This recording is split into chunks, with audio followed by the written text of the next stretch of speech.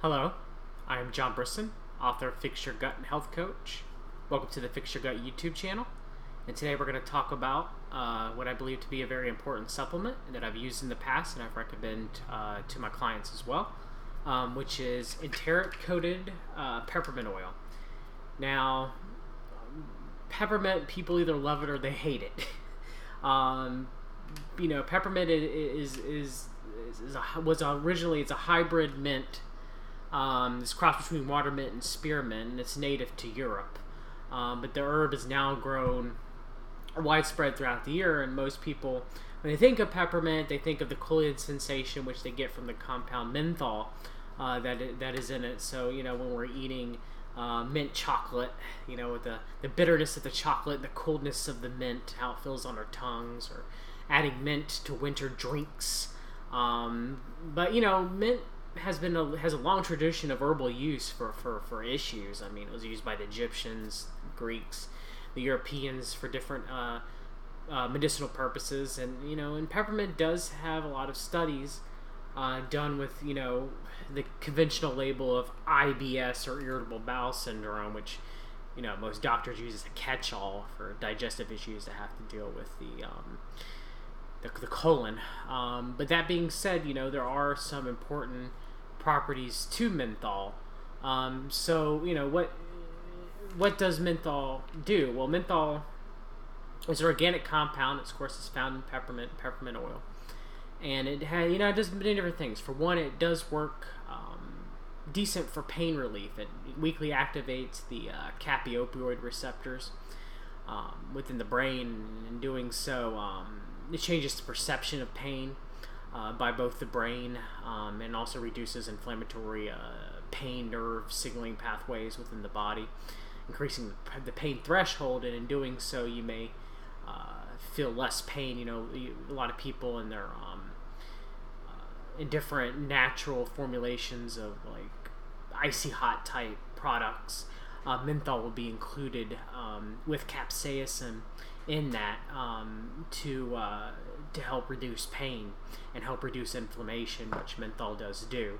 Menthol is also a muscle relaxant. It blocks the sodium channels, which are very voltage sensitive in the neuromuscular junction, and the blockage reduces the neural activity within the muscles, which in turn relaxes the muscles and reduces muscle spasms, which is why it's recommended for IBS, because it's supposed to reduce intestinal migrating motor complex function in people with diarrhea, and it's supposed to reduce intestinal spasms. Now, it does also weaken the lower esophageal sphincter, so some people who do ingest menthol may have increased reflux if they're dealing with upper gut dysbiosis and there's enough pressure and gas to move the stomach content upward. So it can further weaken an LES, which is people with upper gut dysbiosis or suffering from any type of reflux, whether it's gastroesophageal reflux disease or heartburn or silent reflux or bile reflux, that they should avoid ingesting peppermint, which is why generally I recommend the use of enteric-coated peppermint instead, and we'll talk about that later when I talk about Pepdigest. But for some people who have a condition called achalasia in their esophagus, where their esophagus and LES do not weaken properly or open properly, so that they can swallow food and food gets stuck in their esophagus, then yes, peppermint may help with that. It may have the opposite effect. So it would be important for people with achalasia possibly to try ingesting peppermint oil, a drop or two of peppermint oil a day, usually mixed in with some sort of carrier oil or water. But since peppermint oil is a flavoring that's used in food, it's an essential oil that's relatively safe to take in moderation. Menthol is also a very potent vasodilator, especially when it's applied to the skin. So it does increase blood flow to the capillaries and by dilating the veins that are close to the epidermis. So that's that's why one of the reasons why it can cause like a redness or a flushing to the skin. and it has a cooling effect to the skin too. And how it cools is it activates the TRPM8 receptors, and those receptors are responsible for the cooling sensation when menthol is either eaten or breathed in, or applied topically.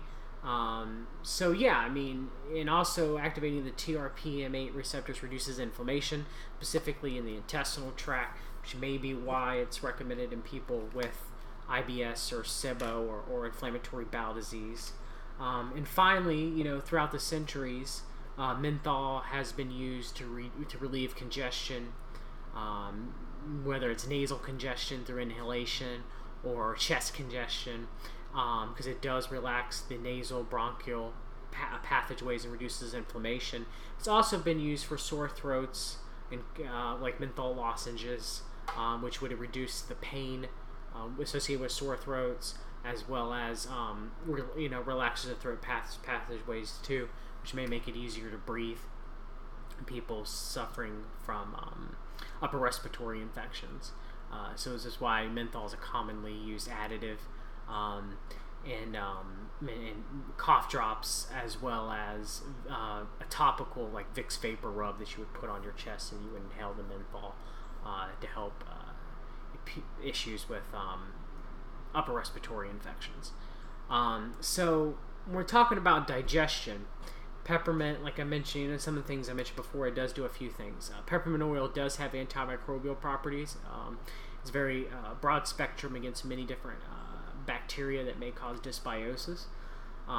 It does relax the lower esophageal sphincter, so people with achalasia, that may be beneficial, but like I mentioned earlier, people who are dealing with heartburn or any type of reflux, they may want to avoid using standard peppermint oil, and instead would want to use enteric-coated peppermint oil like Peppermint. It reduces spasms within the intestine, as well as helps to relieve diarrhea and abdominal pain. And that's why it's usually recommended in small intestinal bacterial overgrowth, D or SIBO-D, or hydrogen overgrowth based SIBO, or IBS, or ulcerative colitis or Crohn's disease, which can cause diarrhea too and can cause inflammation. Peppermint oil works very well for that. And finally, a topical peppermint oil can be used on the anus, and is used in a lot of anal preparations for hemorrhoids, to both increase the blood flow through vasodilation and to reduce pain. So the supplement I recommend for peppermint oil ingestion standardly is Pepogest. Nature's Way Pepogest.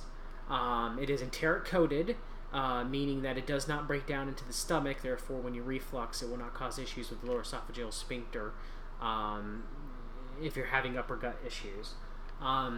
And so I usually recommend people who are, suffering from diarrhea, or they're suffering from intestinal spasms, or they're suffering from, SIBO with diarrhea, or colonic dysbiosis with diarrhea, or inflammatory bowel disease, that they usually take one soft gel 30 minutes before breakfast and one soft gel 30 minutes before dinner.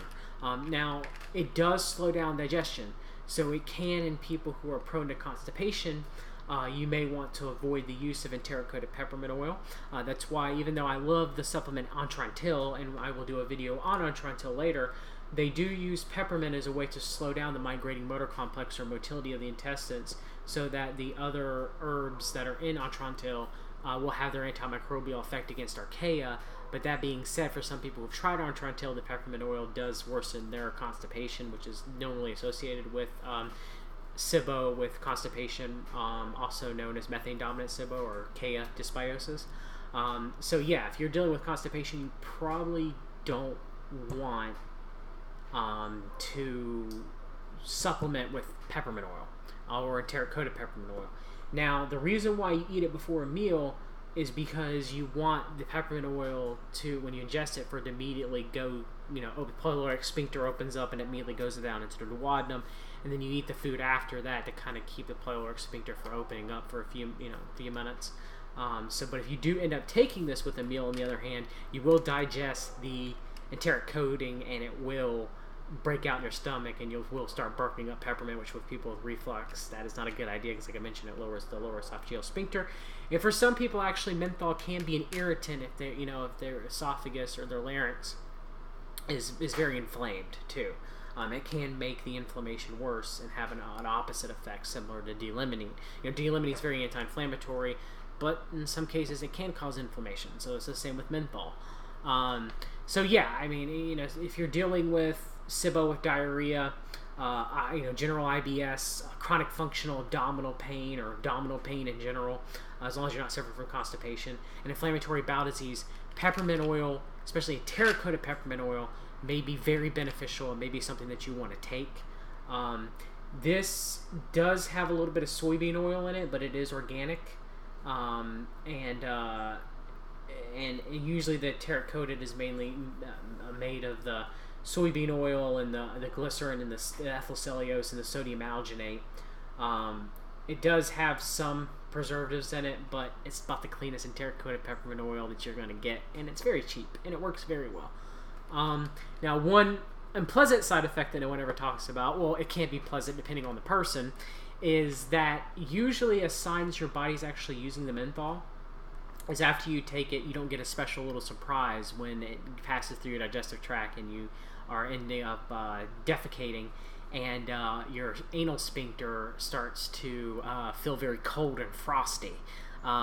So yeah, if your body's using it, that won't really happen. But if you end up, your body's actually not using the menthol and expelling it, you may seem like you might not need the supplement anymore, you will start getting that frosty feeling on your anal sphincter when you're defecating. And it can be very surprising and very tingly, and you're like, ooh, and your stool may smell like peppermint oil. It has happened to me in the past, and it has happened to many people that I've coached. So there are studies backing up the use of terracotta peppermint oil with IBS and SIBO and IBD.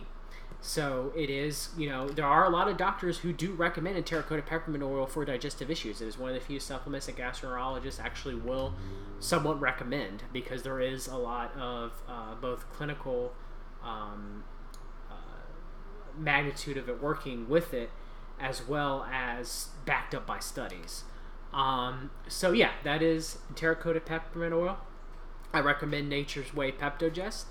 If you are dealing with SIBO with diarrhea, or inflammatory bowel disease that has diarrhea, or chronic functional abdominal pain, or even IBS diagnosed by your doctor with diarrhea, then yes, I would definitely recommend giving it a try.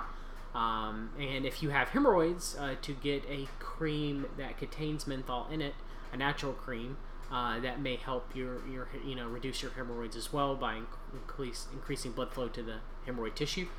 But I hope you enjoyed this video and found it informative. If you did, please like and share this video, and please subscribe to our Fix Your Gut YouTube channel if you like our content. Thank you very much. I hope you have a great day.